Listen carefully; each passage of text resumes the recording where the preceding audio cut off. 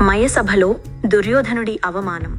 అర్జునుడు ద్రౌపది స్వయంవరంలో గెలిచి వచ్చిన తరువాత పాండవులు తమ అసలైన వ్యక్తిత్వాన్ని ద్రుపద మహారాజుకు వెల్లడించారు.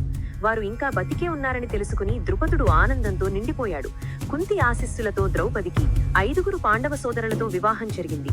వారు బ్రతికి ఉన్నారనే మరియు వివాహం చేసుకున్నారనే వార్త త్వరలోనే హస్తినాపురానికి చేరింది. ఇది విని దుర్యోధనుడు మరియు శకుని తీవ్ర కోపానికి గురయ్యారు.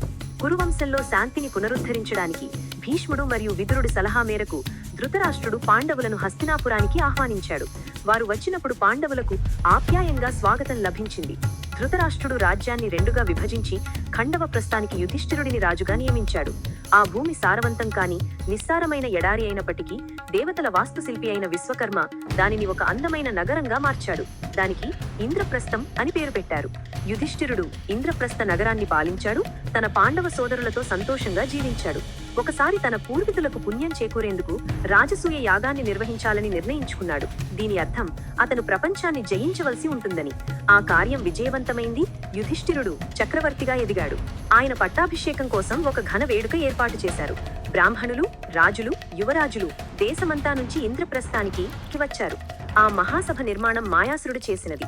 దానిలో అద్భుతమైన మాయాభ్రమలు, ప్రతిబింబాలు, నీరులాగా కనిపించే నేలలు ఉన్నాయి.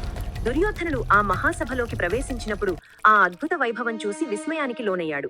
కాని ఆ అందం చూసి అతని మనసులో అసూయ, ద్వేషం చెలరేగాయి. హస్తినాపురంలో ఇంతటి మహిమ తనకెందుకు లేదని బాధపడ్డాడు. ఒకసారి దుర్యోధనుడు మరియు అతని మేనమామ శకుని కలిసి ఆ సభను పరిశీలిస్తుండగా ఒకానొక చోట అది నీటి కొలనులాగా కనిపించడంతో తడవకుండా ఉండటానికి దుర్యోధనుడు తన బట్టలను పైకెత్తాడు. ఆశ్చర్యకరంగా అది పొడిగా మెరుస్తూ ఉన్న నేల. కొద్ది దూరం వెళ్ళాక అది నేలలాగే కనిపించగా దుర్యోధనుడు దానిపై నడవగా అది నీటి కొలను కావడంతో పూర్తిగా తడిసిపోయాడు. ద్రౌపది, ఆమె సేవకులు మరియు భీముడు పగలబడి నవ్వారు. తన గౌరవం దెబ్బతిన్న దుర్యోధనుడు అవమానంతో తడిసిన బట్టలు మార్చుకుని మళ్లీ సభలోకి వచ్చాడు. ఈసారి నీరు అనుకుని వస్త్రాలను పైకెత్తగా అది పొడిగా ఉన్న నేలే. చుట్టూ మళ్లీ నవ్వులు పుట్టాయి. తరువాత తెరిచి ఉన్న ద్వారంలాగా కనిపించిన చోట దుర్యోధనుడు నడుస్తూ గోడను ఢీకొన్నాడు.